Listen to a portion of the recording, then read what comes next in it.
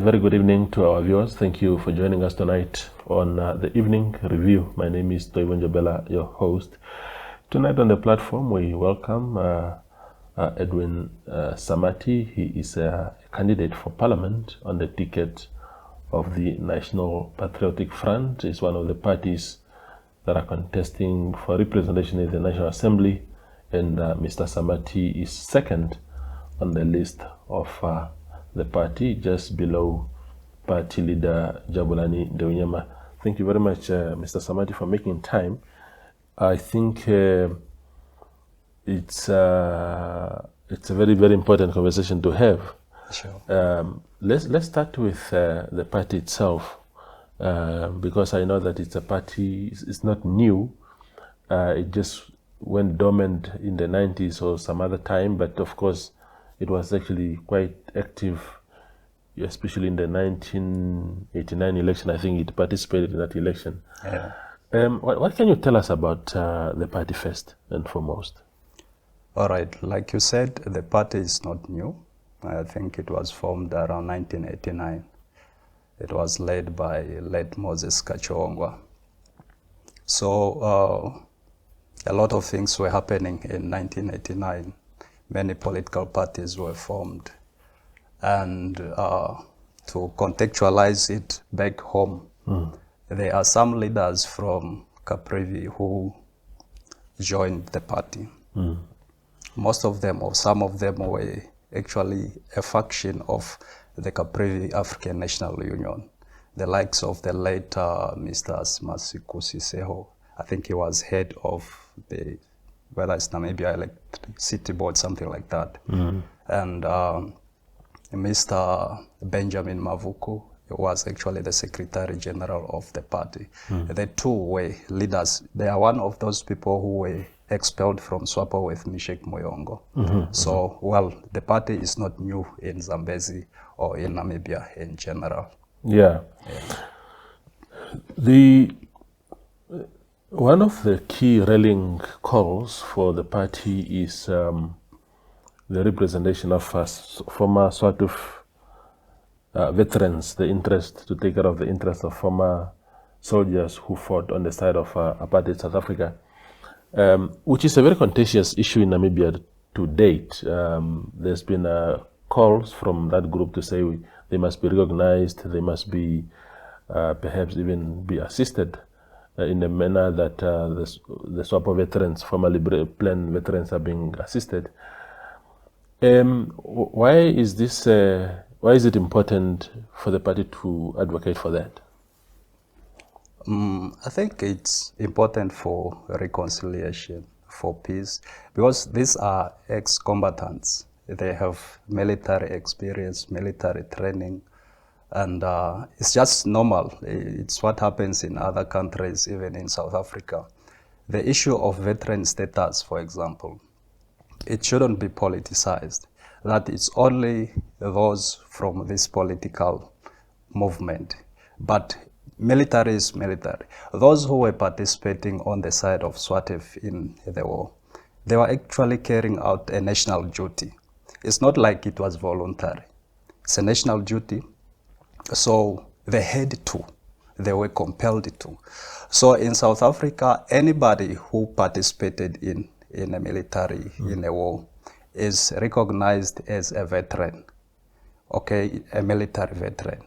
It covers whichever side you participated. It doesn't matter. Because one of the reasons is that once a military movement is demobilized, they have to be integrated. They have to be recognized. They have to be taken care of. Their needs, their family must be taken care of so that they cannot have those thoughts of maybe they feel depressed or frustrated and maybe consider taking up arms. So it was a national duty for them. It was not voluntary. They should be recognized as military veterans like any other. Yeah. You see, the debate with that, Mr. Samati, is that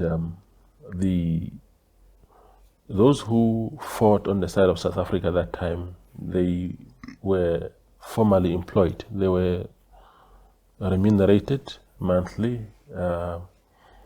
Whereas, for example, those who fought on the side of SWAPO, it was a purely voluntary exercise, and they are saying they're only getting what they are getting now is actually to compensate for those years of fighting without getting anything. And therefore, the guys that you're advocating for have not been deprived entirely. They were paid, and after independence, they may not be integrated. In fact, many of them joined the armed forces of the country. Some were in the police, some were in the defense force. They are treated as normal citizens like you and me. Why must we go a step further again and do something different? Okay, let me start with the issue of those who fought on the side of Plan or SWAPO. You see, the moment we think that those who were fighting for the liberation of Namibia should be paid, we will be wrong, because that was a voluntary issue. It's a call.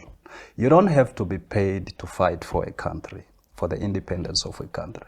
You shouldn't do it so that after independence, then you will have a certain entitlement to the country.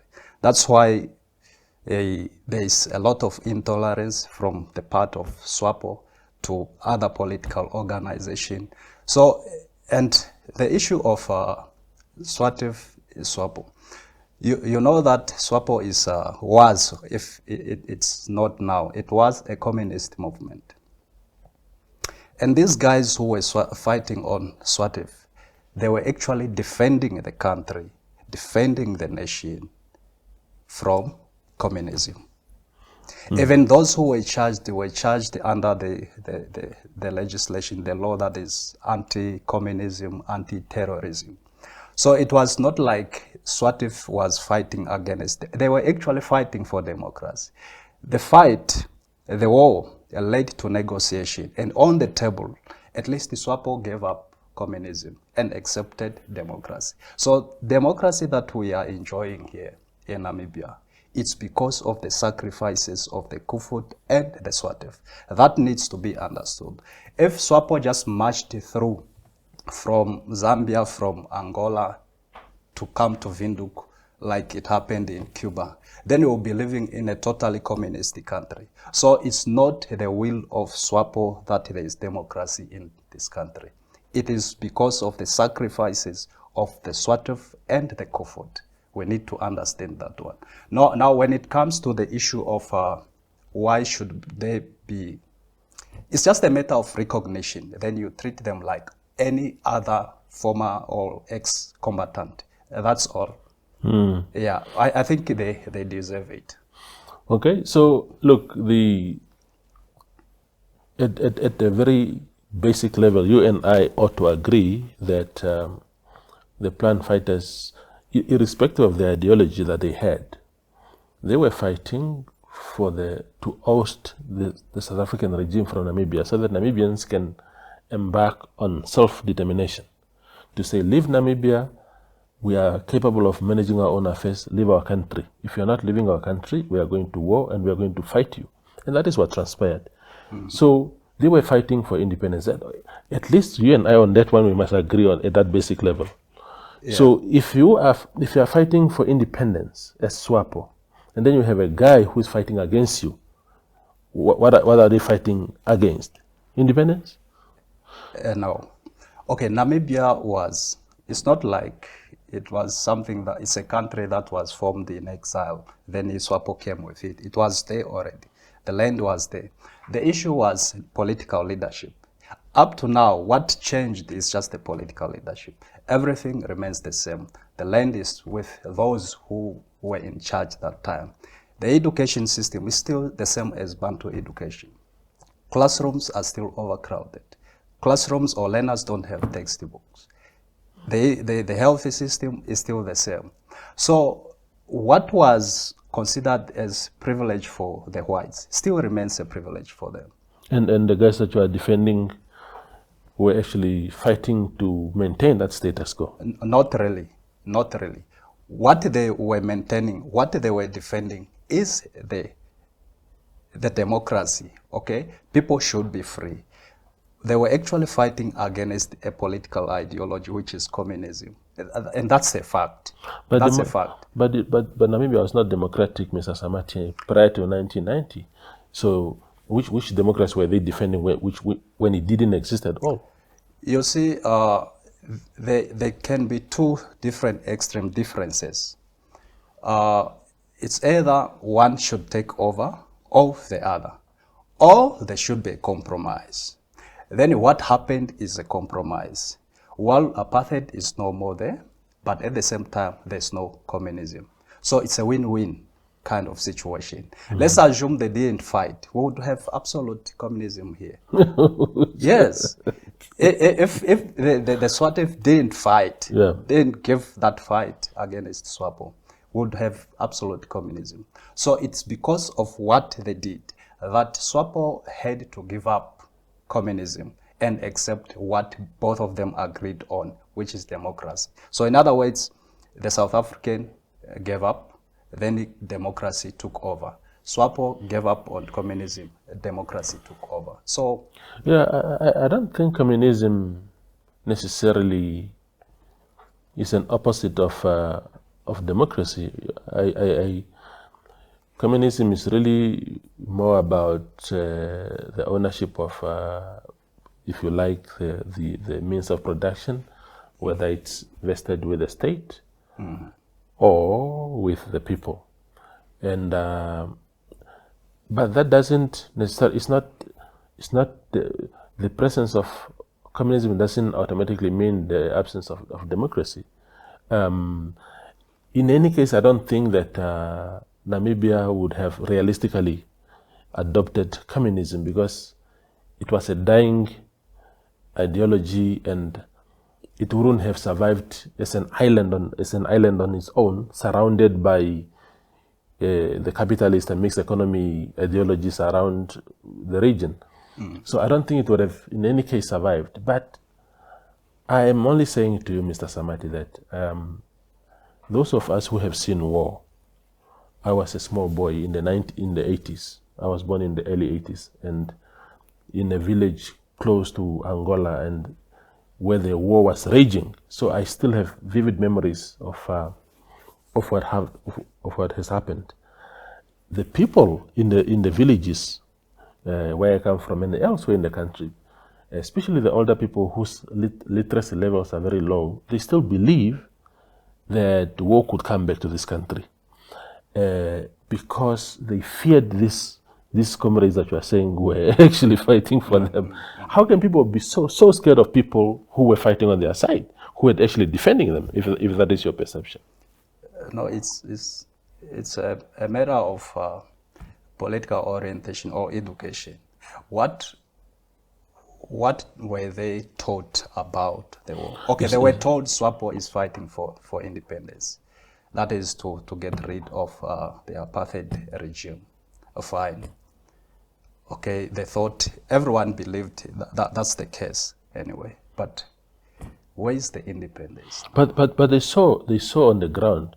So being told stories, propaganda that SWAPO is like this or apartheid, what they saw with their own eyes, Caspiers running over their Mahangu fields and people being beaten, being asked, being tortured, bodies of soldiers being paraded in villages to scare people.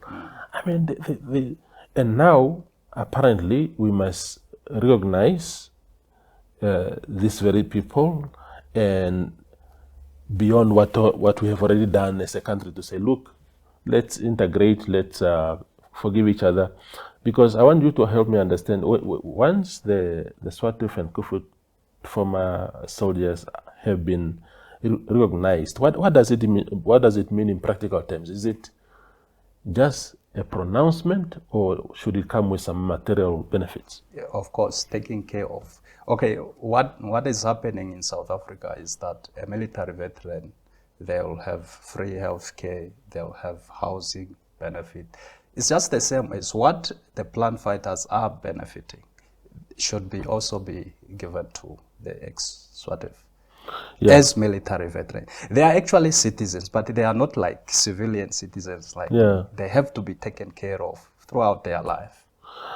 The SWAPO government says that it recognizes the former plan fighters as a token of appreciation. That is a word that they're using. It's a token of appreciation for their sacrifices. The SWATF and Koevoet former members will be rewarded for what? Is it a token of what? Okay, that issue of token of appreciation is unnecessary. Okay, because everyone is a Namibian. We are all citizens. We should be treated equally. This why now we have issues of children born in exile. It's because of that thing, of wanting to reward people who went in exile, who fought. But the ultimate reward was independence. That's the only reward that is required. They are now free. They are now in an independent country. What else should they be given, and why should they be given?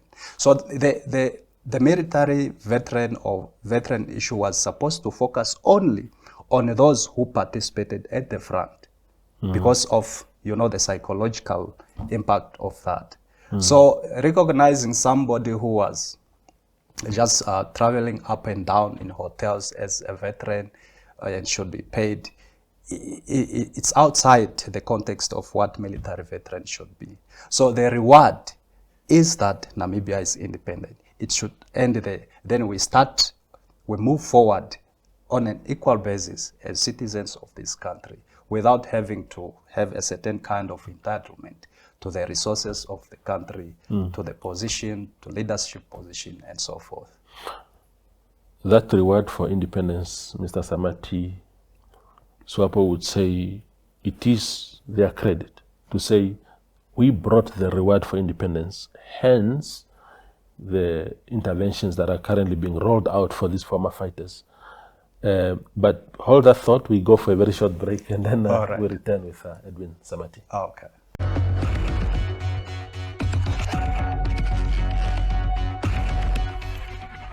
Our conversation with Edwin Samati on the evening review continues. Now, just before we move to other topics on this subject, Mr. Samati, SWAPO will say that the reward for independence that you are speaking boldly about was their credit, and they are being rewarded for it.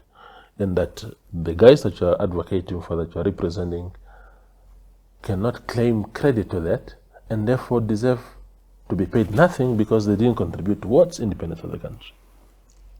No, they protected this country. Against who?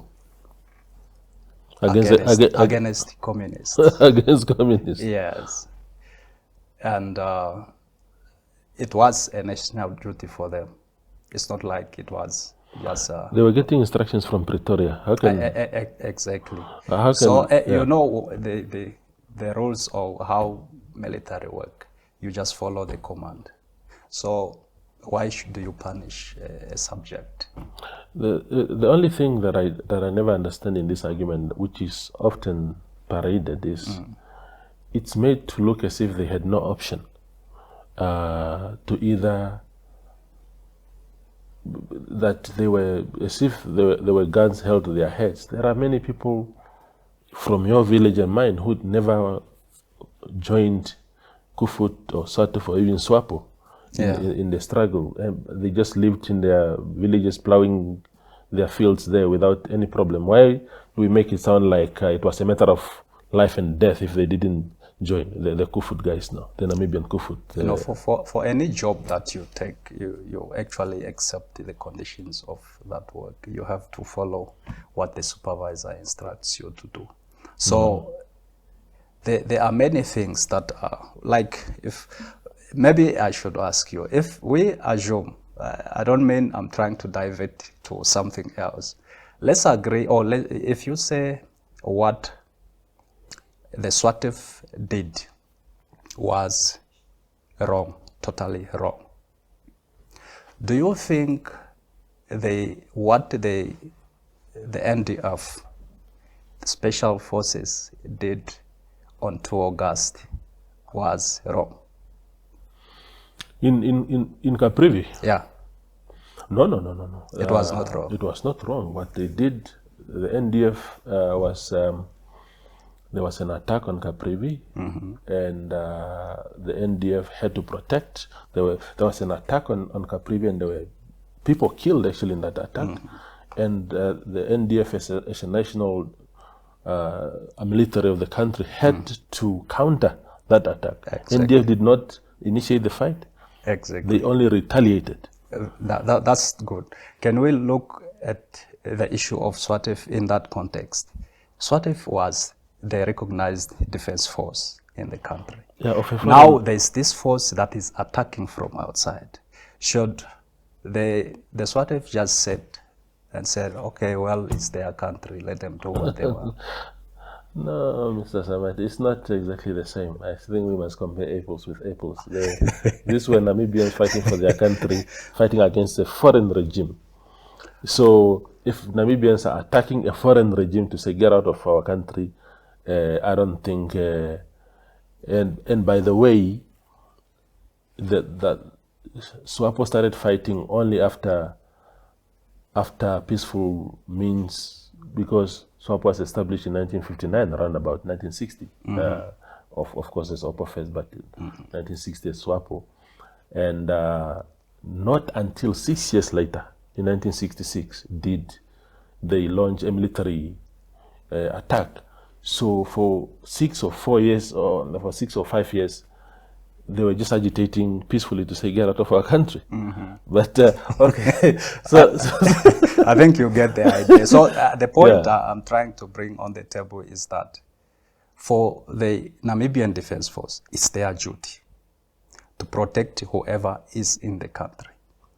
That was the same shoes that SWATF had on their boats, on their feet. Yeah. They had to defend the country. That's what happened. I hear you. That's what I think we should look at this. If SWATF was wrong, then NDF was wrong. Okay. Yeah. Let's move on. Mr. Samati, you are vying for parliament. Yeah. As a candidate for parliament. And what I find very ironic in your candidacy is that you are a member and former leader of the Caprivi Concern Group, which advocates for the independence of Caprivi, as you call it. But you are here vying for a seat in the Namibian parliament. Please explain that contradiction. Yeah, it's very good that I at last have this opportunity to give clarity on the position of Caprivi Concern Group. Yeah. I remember in 2012, there's one, I think you were still at New Era. There's an editorial that you wrote, and you were saying, you were using words like die-hard secessionists, referring to, okay, Caprivi Concern Group. Okay. No, I just want to clarify. In 2012, I was still not an editor. I was at New Era, but as a reporter, so I never wrote editorials. Oh, all right. But that was the narrative that was run by the media, that Caprivi Concern Group is advocating for independence, which was wrong. We know who is advocating for independence. It's Meshek Muyongo, the United Democratic Party. So Caprivi Concern Group was just a pressure group that was calling for, look, we have a dispute. This one is saying this one is saying that. Now, how do we resolve this dispute? So there are three things that we were demanding or we were agitating for. One is the unconditional release of all Caprivi political prisoners, that there should be a dialogue between the Namibian government and those who want independence of Caprivi, and also a referendum as a peaceful means to resolve this whole issue at once. So that was what we were pushing for. It's not like we were pushing for independence. We didn't take Moyongo's boards. We didn't take the position of the United Democratic Party. No, we were neutral, that there should be dialogue, there should be a referendum, and those in prison must be released. That was the position there. Let me just counter you on that, Mr. Samati. There's an article that was published.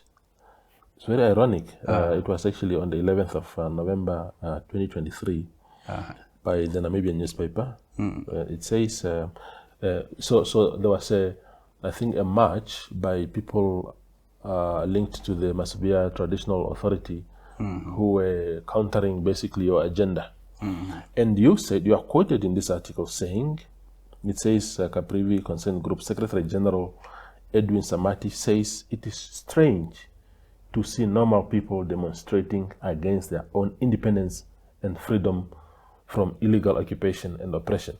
This is not a view of somebody who is neutral. This is a view of somebody who thinks that Caprivi ought to be independent. Not really. The position that those people who were demonstrating took was that they don't want to be independent.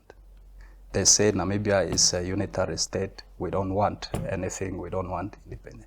Do they really have to protest for that? Because they are not the. What should happen? Because they are countering you. Because if you protest to put a particular position forth, they can also be justified to do the same now to counter your position. They didn't just wake up out of nowhere. They were responding to you.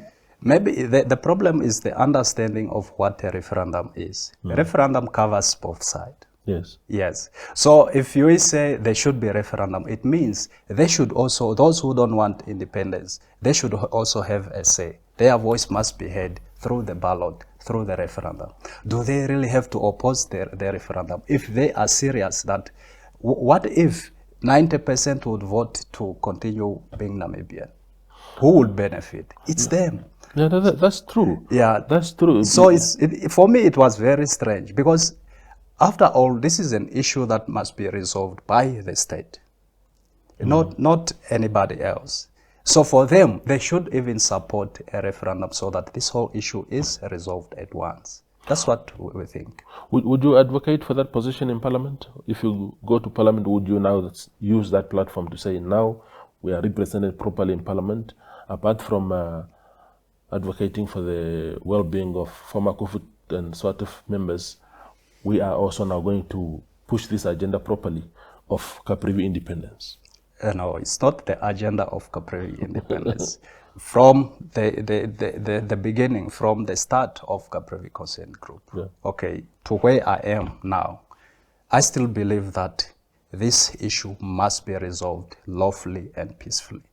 You see, some people decided to use unlawful means because they think lawful means don't exist.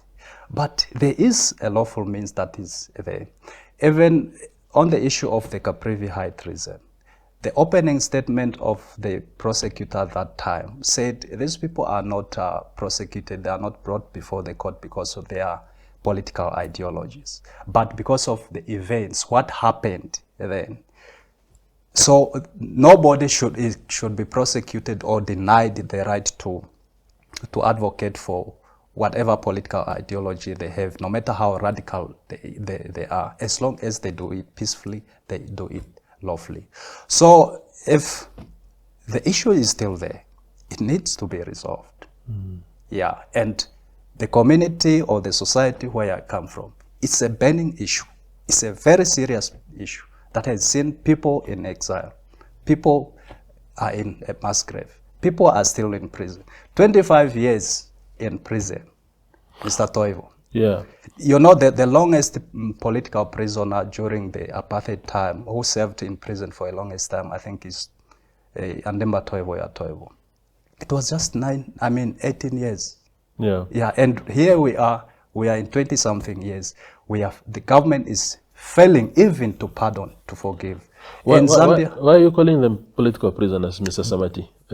High treason. Because you just mentioned the opening statement of the prosecutor that said this was not a political thing, it was purely because of the conduct of those that were arrested. Why are you calling them political prisoners? Treason is a political crime. Okay. Mandela was charged for treason, was a political prisoner. Okay. Treason is a political crime, so they are political prisoners. Okay. This idea about the independence of Caprivi, I mean, forget about history now, because historically the whole country was, because what I said, even to Mr. What is my good friend who comes to the show here also, the old man from Zambezi, who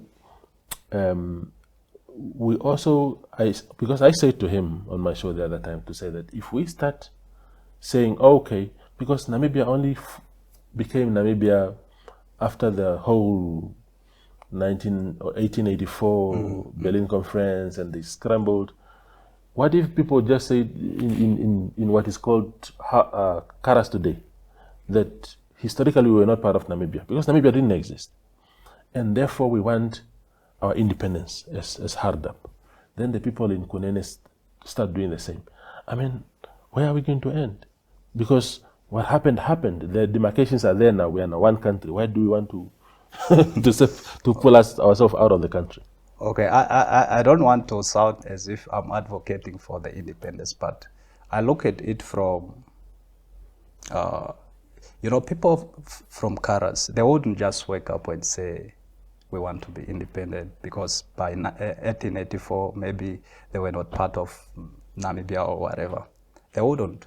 There are some issues underground. There are some issues that leads people to start thinking about exiting.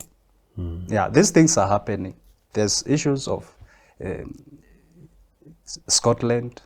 There's issues of Sudan. There are many things that are happening. They are happening, but there are reasons why these things are happening. Let's look at the issue of Caprivi. Just from 1990 to now, people can forget about the history of 1964, of 1884, but we can start from 1990 to now. In Namibia, the only region which has been reduced in terms of the size is Caprivi. The only region that has changed, that has been forced to change the name, is Caprivi.